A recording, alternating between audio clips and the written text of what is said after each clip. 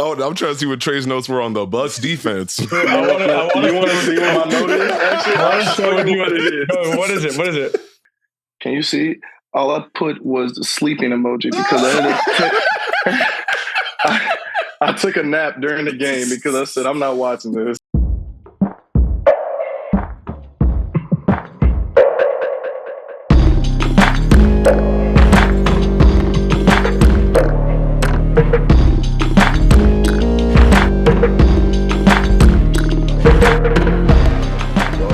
Man in the three, first Monday morning playoff recap presented always by our friends at Wondery Media and 342 Productions. We got a special crew today.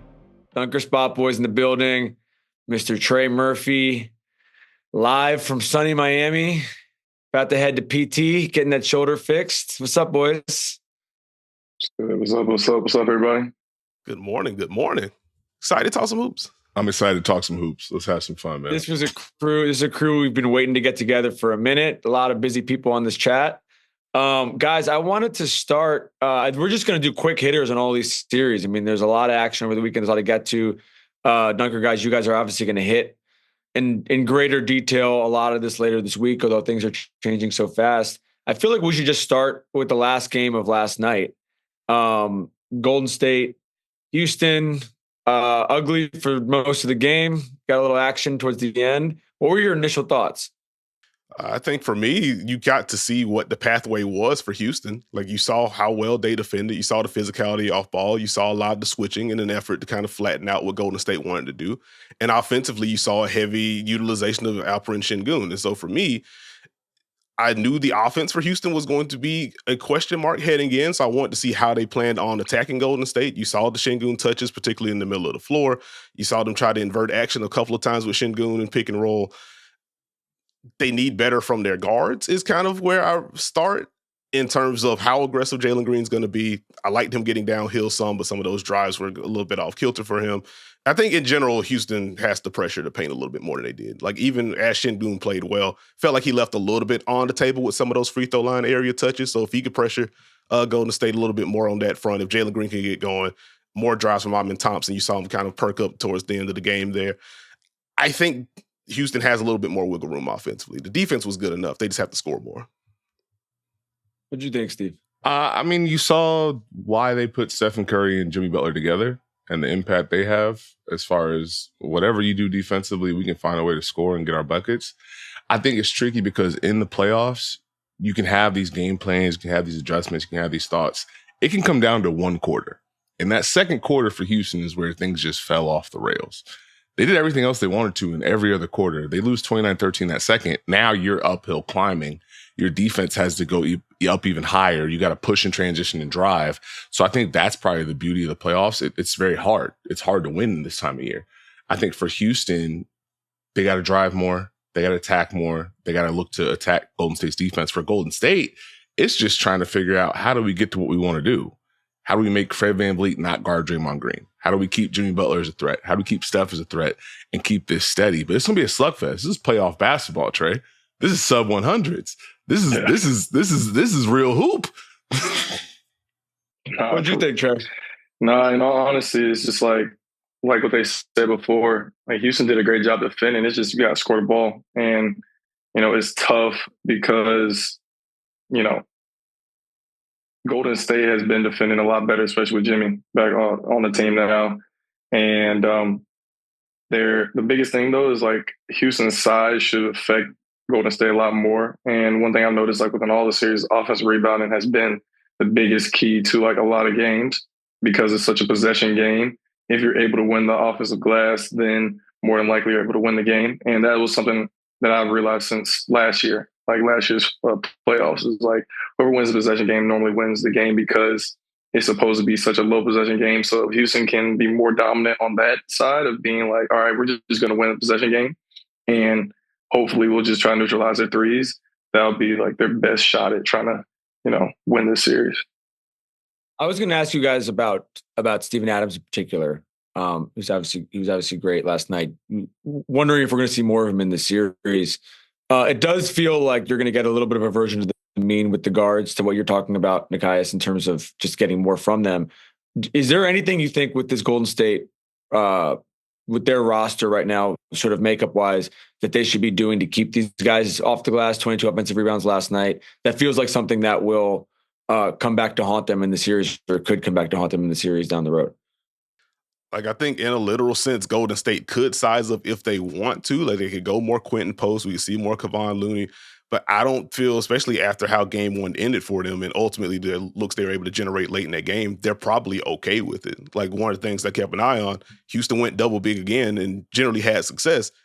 Golden State goes on. It's like, oh, snap, what's going on here? And now it's Steven Adams having to make decisions in the middle of the floor and some of those lineups offensively. And Golden State was okay with that. You obviously don't want to give up the amount of offensive rebounds you do. I think another reason why it probably didn't ding Golden State as much, like Houston ended up taking more shots because of how they won the offensive glass. Houston also turned the ball over. And so Golden State able to get going in transition, you kind of neutralize some of the effect that Houston had on the offensive glass. So, like, I don't think Golden State has to blink yet on that front. You don't want a repeat of what the offensive glass looked like, but ultimately Houston wasn't comfortable enough in the half court, particularly in the second half, to where it really dinged them. I think we should move on, just because in the interest of time, we could talk for hours about all this. We're going to move on to the game tonight, Knicks Detroit. Wanted to get your thoughts from Saturday on what you guys saw overall.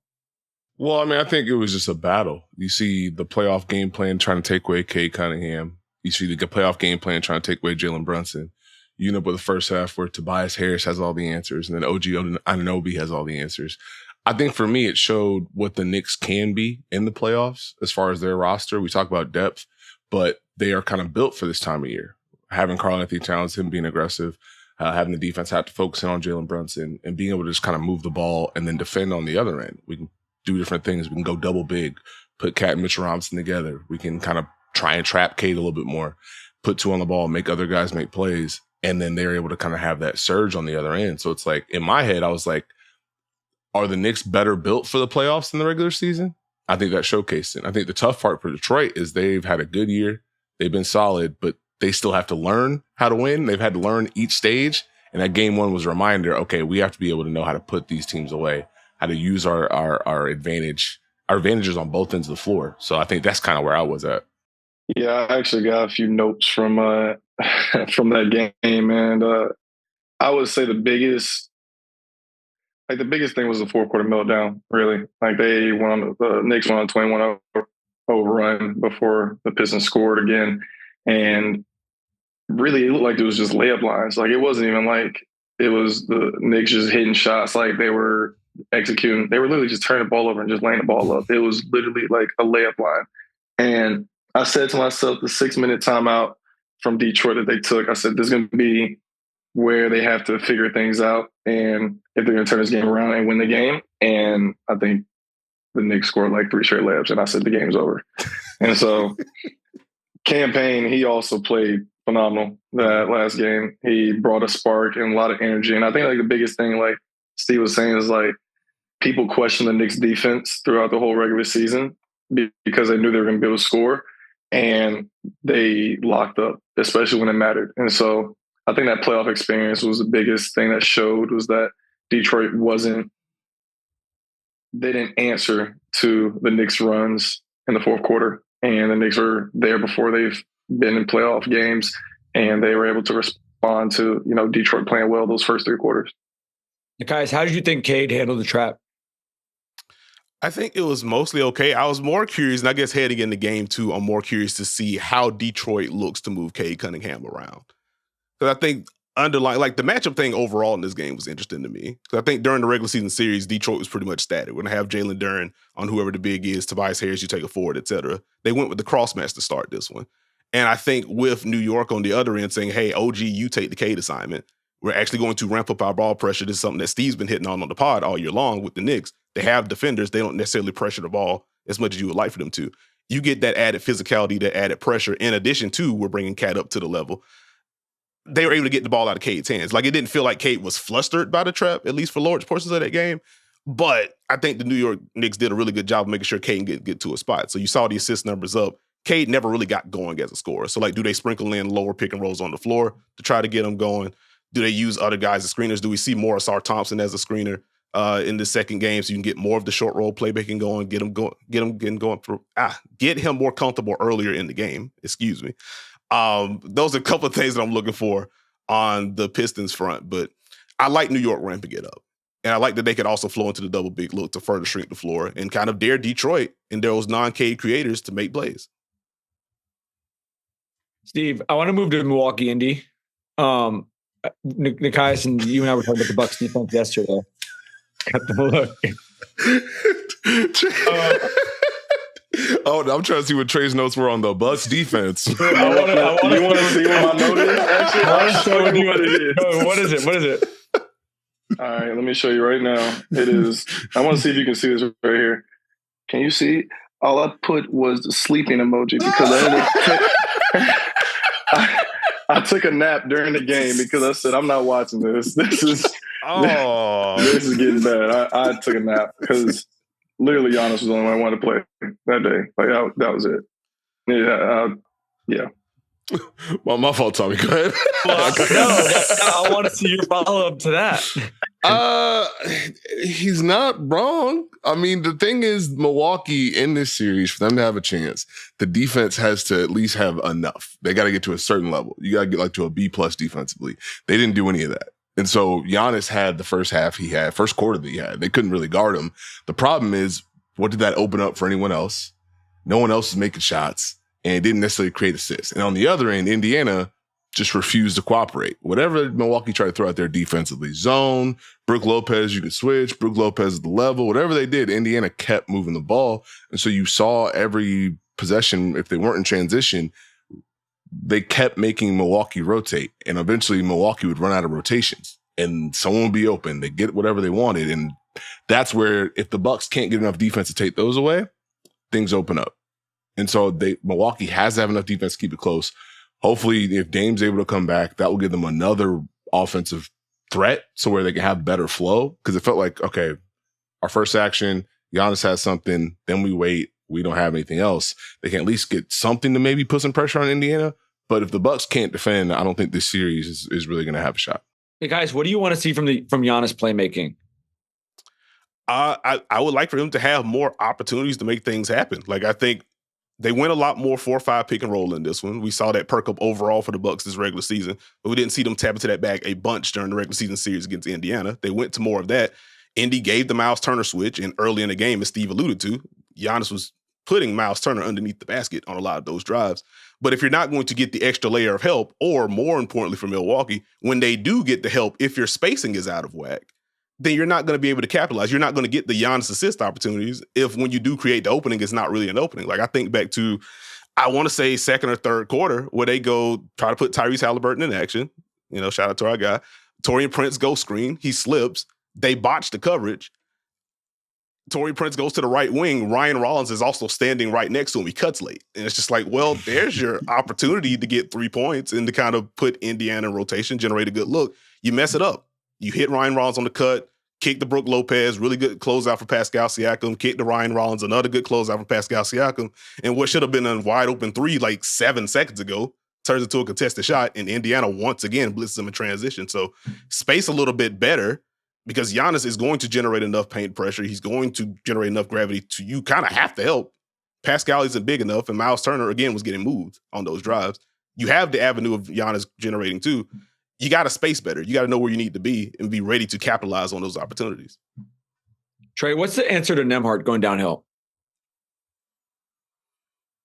I mean, you know he's going to hit you. Like, you know he's going to hit you, but like, it's hard because, you know, it's funny. I thought about that because I saw a tweet where they were saying like, Nembhard's shoulder is like Thanos's like snapper. Like, it's inevitable. It's going to happen. And so like, some people try to empty out, like you try to time it because like if you're slow stepping, if you try to like brace for the bump and block the shot, like you're not going to time it because he's going to slow step you and you're probably going to get a foul. Like, I'm not going to say what I'm going to do because like I want to save it for when we play them next year. Like, but it's definitely something that like he's perfected. And like I'm not going to say he's a small guard, but like he's not the biggest guard and he's bumping bigs out of the way, like moving them. So much respect to him. I will say that. Let's move to Clips Nuggets. I feel there's a lot here. Nekias, I want to start with you on the 2-man game. Your thoughts Saturday on how the Clippers defended it, what you sort of see for it moving forward. Obviously, every time these guys are in a playoff series, this is sort of the main event, is how teams deal with this. And so I sort of wanted your initial perspective on what you saw from LA on it. I was honestly intrigued because they tried to keep it 2-on-2 early on. Like, one of the things that popped in that first half in particular, as you had Chris Dunn flying all over the place, he'd get the late switch on Jokic if he was popping out. Jokic goes to the middle of the floor, and the Clippers are like, hey, you do your best. We will see you on the other side if he scores. We don't want to send a bunch of extra help.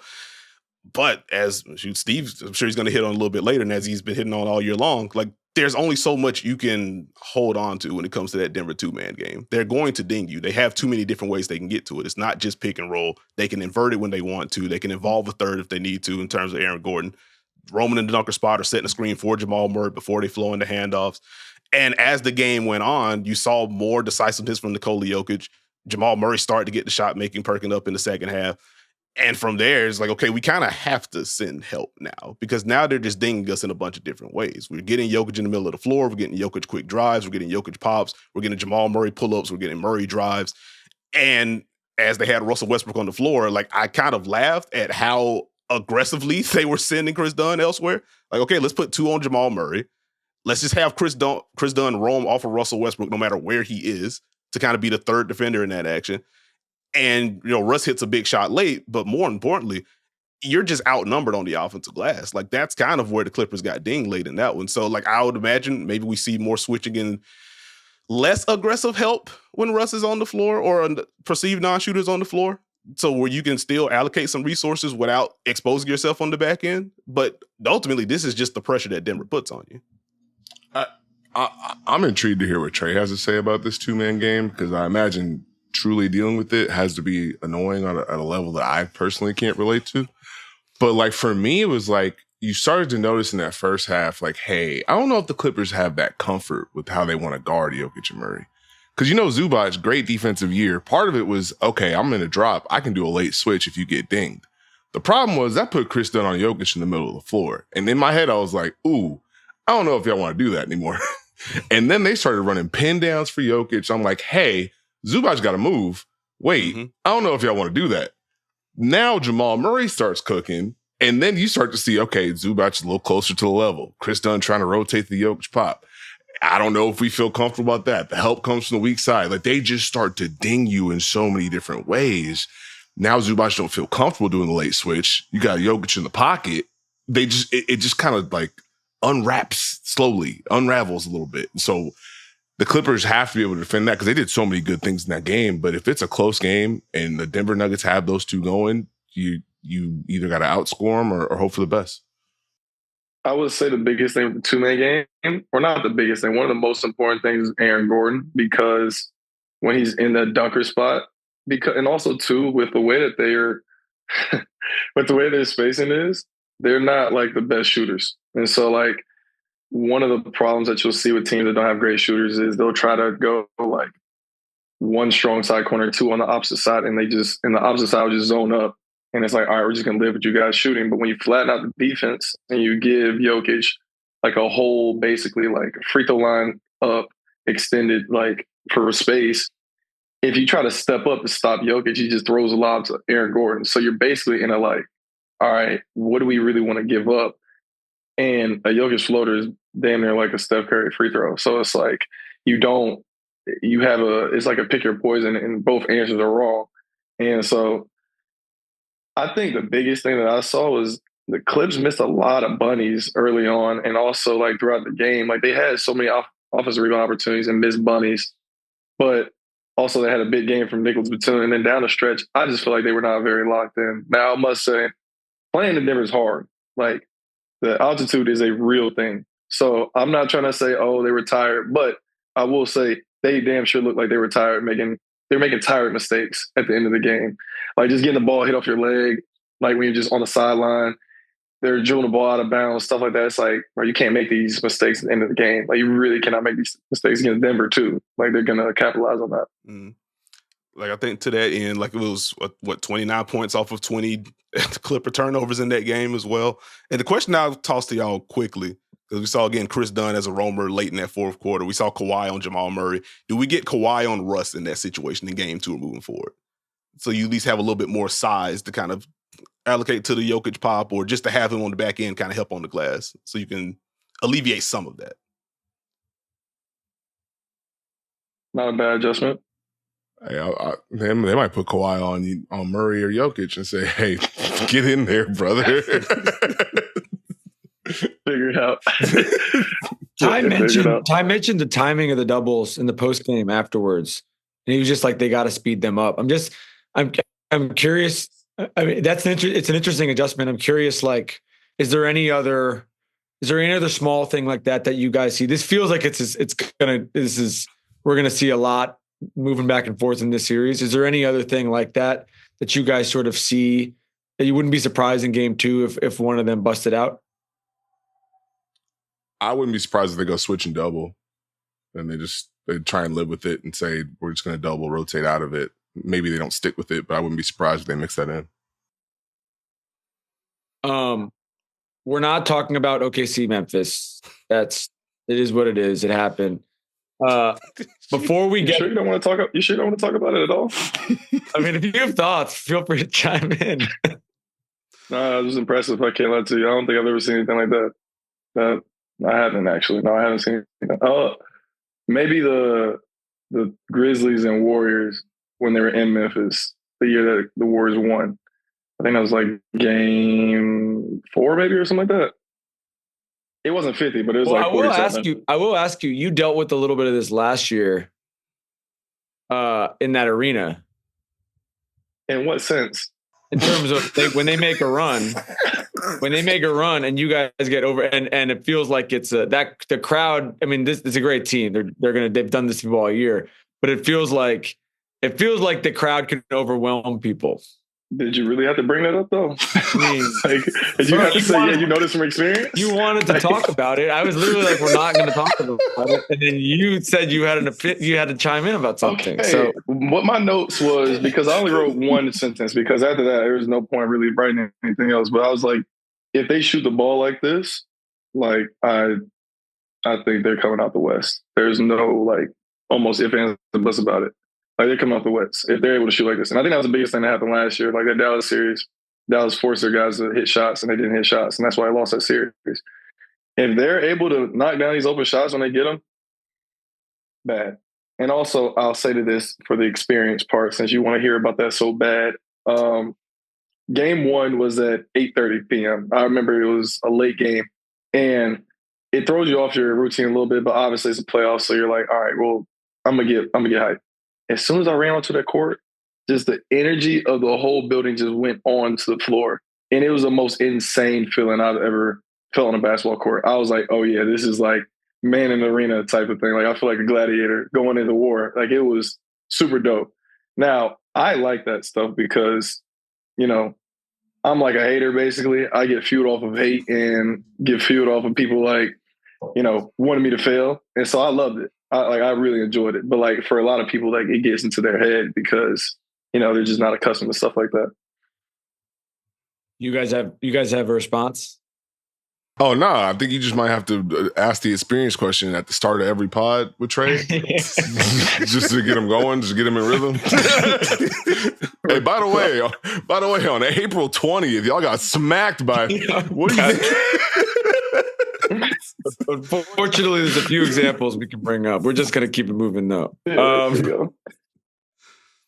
want to run through the two of the Eastern things before we get to LA, Minnesota. Can we just shout out Ty Jerome for a second? I think everyone on this call us at various points, but maybe we can just each say one nice thing about Ty. He needs the positive reinforcement, and I feel like after yesterday, everyone is sort of seeing nationally what we've been saying for the last 5 months. He's such a gamer. The shot making certainly popped in that fourth quarter, but he's been doing this all year long. Like, the drives, the middies, the floaters, the pull-ups, the wild passes, and he just feeds off the crowds. I've enjoyed watching Ty Jerome this year. I'll be quick with mine. Steve. Oh, I was going to let Trey go. I'll Trey's go got a lot to last. say. I'll probably have a lot to say, so I'll let you, go Hey first. man, hey, consistency, holding up defensively, the drives, not afraid to do whatever it takes. Ty Jerome has had a heck of a year for Cleveland. Well, first of all, I'm going to say Virginia guy, so checks out. Story checks out. But I knew Ty was going to be doing, really well this year because, all right, we're getting a little into a tangent, but we took a trip to San Tropez last year, and he brought out his strength trainer, and he was working out every single day that we were out there. I took a break because I was working that whole summer. Also, he didn't play that last year, so This is the most NBA. We took a trip to San Tropez, and he brought his trainer, so that's how I knew he was gonna be good. Nah, but no, for real. Like he really took, he took working on his body super seriously, and that's something like he was working on like every year while he's been in the league. And this year, like he really took it seriously, and I knew he was gonna make a big jump. Like I was on the phone with somebody while I was watching the game, and I had to hang up the phone because like Ty was literally going crazy. I was yelling the entire time at the TV. Like I was so hyped for him because I just know how hard he works, and I know like he really wanted this moment bad, and I'm just super happy he was able to get that. One before we get to Lakers, Minnesota, one Orlando Boston question. Obviously Paolo and Franz at 59, rest of the team at 27. Those guys are great. We know they're great. We've talked a ton about them being great. They were great yesterday. Is there something that this team can unlock with the rest of this group in this matchup moving forward that you think can push this series, past, 4 or 5 games? I can go. I think the first half was the formula for Orlando. We defend, we get Boston to play slower. Paolo and Franz have to get a lot of buckets. The problem is, specifically against Boston, you can't necessarily play the matchup game with Paolo and Franz.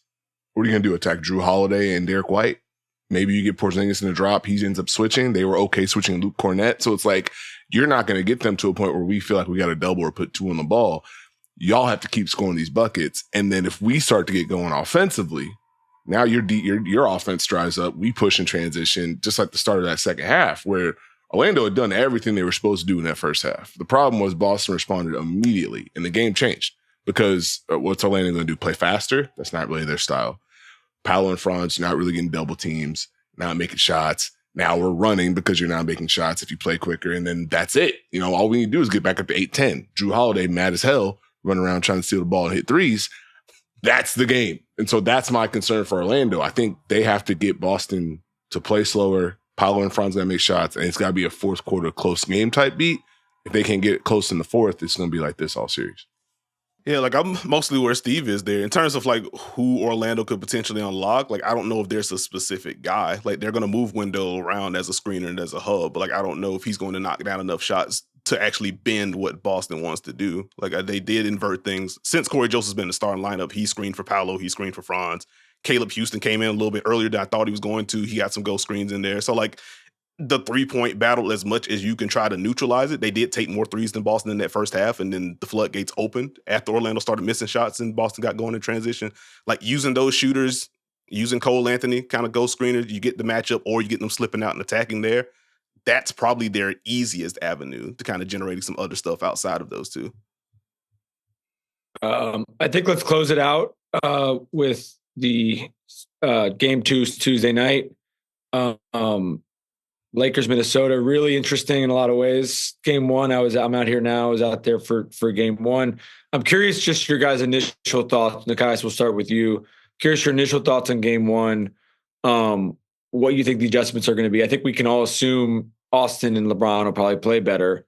But just sort of this matchup overall, besides that happening, what you think is next in the series. I think the Lakers are going to have to be a little bit more decisive. Like, as you hit on, like LeBron and Austin Reeves are going to have to be better. Like Austin Reeves, particularly defensively. Like, I don't know if that's going to be the Lakers shading more help towards Austin Reeves with some of those ISOs if they're going to continue to switch them out. But you're going to need a little bit more from them. But I just didn't think they played fast enough or they didn't get into their stuff early enough. I don't know. I think JJ kind of alluded to it in the postgame. I don't think they anticipated Minnesota being so intent on we're going drop the switch. We're not putting 2 on the ball.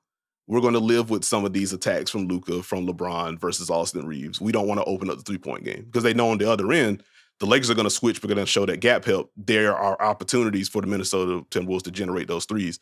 And Ant was able to get into the teeth of the defense. We saw some drives from Julius Randle. Everybody else perked up. Jaden McDaniels was fantastic on both ends of the floor in that one. So I think for the Lakers, be a little more decisive offensively. Naturally, if LeBron and Austin Reeves make more shots, they have more of an opportunity to set their half-court defense, and they can try to poke at some of the things that Minnesota wants to get to and hope for the three-point shooting not to hit the way it did in game one. That's probably top of mind for me. Steve? I mean, I think you got to be ready to deal with the terms of engagement. If you're the Lakers and you're going to be small, you got to understand you're switching. Minnesota knows you're switching. Anthony Edwards is making quick decisions. They got Naz Reid and Julius Randle, who are tall people who can dribble and also will try and attack matchups in different ways. Minnesota felt very comfortable offensively. And like the Lakers defense is fine. I mean, I think they switch, they're active, they show help. It's good stuff. They know where the shots are coming from. They're able to know exactly if I drive here, you're going to help. I'm kicking it that way. So they've got to be able to find a way to contain that. Offensively, they've got to turn Rudy Gobert's drop to late switch into something different.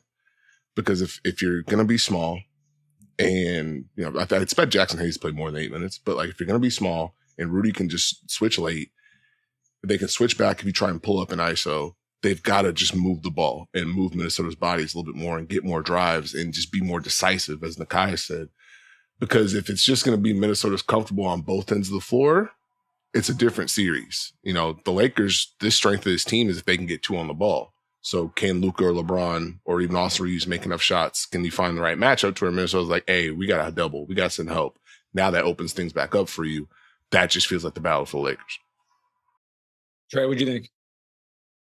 Yeah, I think what Ant really talked about and like said to like his teammates early on, like before the season started, was saying like, yeah, like I'm gonna have to rely on you guys. Like it might not be a big like Anthony Edwards series, and they really showed that in that game. Like I'm watching, like just watching the game, I'm just like, bro, like Minnesota's offensive firepower is just insane. Like they bring in Dante, bring in Nas.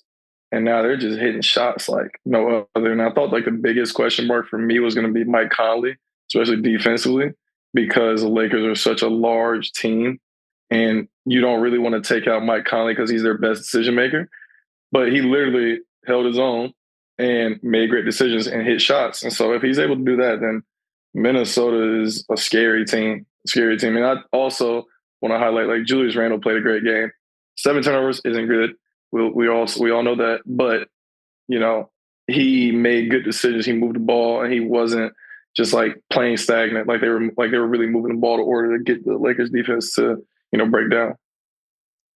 What do you think the Laker adjustment is to Nas? Because this wasn't, he's been doing this for 2 years, 3 years, really. This isn't particularly surprising that he came in and shot like this, but it does feel like Trey. Guard him. I think guard him would be an answer. A lot of them were pretty open, in my opinion, but I think guard him would probably be one of the answers and adjustments to game 2. Like it's not. That's why he's going to be a coach, guys. I don't know if you can see the brain. Yeah, let me interrupt that real quick. I think guard him is the best answer. Trey called time out and said, try. Yeah, please. Like, do we not know he can shoot? Like, did I not put that on a scout report? Like, do you feel like you guys mentioned the Knicks earlier about like how they're in certain ways you look at their roster and it's like it may be built for the playoffs better for all the sort of hot and cold they had this year. Do you look at Minnesota a little bit in the same way where like when this team is clicking, they all of a sudden become a team that you really do not want to see in mid-April in a way that maybe there's a little bit of choppiness with rotations and everything like that throughout the season? For me, I think Minnesota, they had to figure a lot of things out in the regular season. But when you have a player like Anthony Edwards, that's going to put pressure on defense. But when you have Julius Randle who can attack different matchups, this time of year you like to switch. He's driving the ball no matter what. So there are certain matchups where I truly don't care. I'm getting to whatever spot and I'm either going to force help or I'm going to get a bucket or I'm going to drive and kick. And so they have that with a defensive mindset. I don't think the defense is at the same level it was last year, but in the playoff series, they can kind of game plan and be more intense. So they have a formula. It's just, are they going to hit it consistently? And I mean, if game one's indication, they're pretty locked in. before we close, let's get final thoughts from all you guys. I want one thing you're looking for in game 2 from any of the series. It can be a person, it can be a thing. There's one thing that you feel like we haven't talked about yet on this ep that you feel like is coming in game 2. I would say very quickly on the OKC Memphis series. Like I was intrigued by what OKC did to Jaren Jackson Jr. in particular. I wasn't expecting Hartenstein on Jaren, Chet on Zach Edey. And so I do wonder how Memphis works to counter that. And just in general, what the Zach Edey usage is going to be like. If he's going to be in a deep drop, OKC has pockets. Can they get enough out of him offensively to kind of offset the openings that they're giving up on defense with him? Steve. Cade Cunningham buckets and one of the Detroit shooters going off. That's in the back of my brain. I want to see what that looks like. If Cade's able to make some shots, what does New York do? And if one of them shooters go crazy, what happens? See, this is how I know that we're family, because I literally was thinking the exact same thing. And now I gotta rethink. We gotta know he needs a new one. Yeah, you should have gone second, Trey. Snooze, you lose.